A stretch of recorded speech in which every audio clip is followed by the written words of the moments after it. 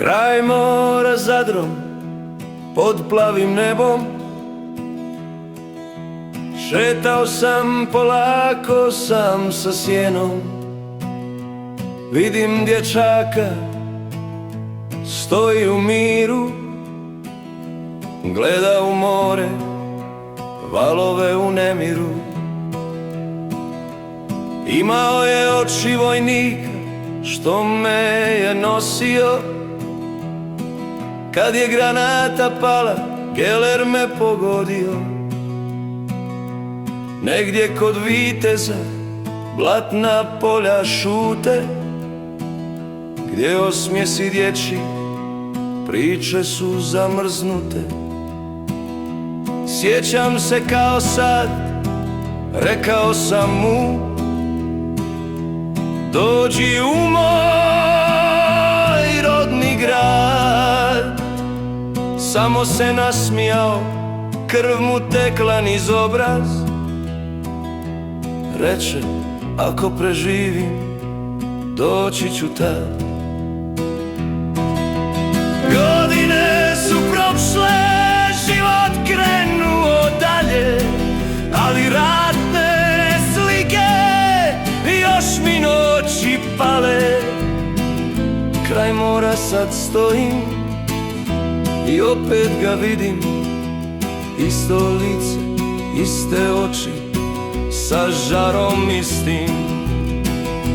Priđem mu tiho, korak mi stane. Sinko, prosti kad oči mu plakane. U njima bol, tuga, ali i sjećanje. Ta bol nije od jučer, ona dugo traje. Kako se zoveš? Pitam ga tiho. Mate, gospodine, kaže glasom mirno. Znao sam odmah, sin mog suborca. Pitam ga za Ivu, za njegova oca.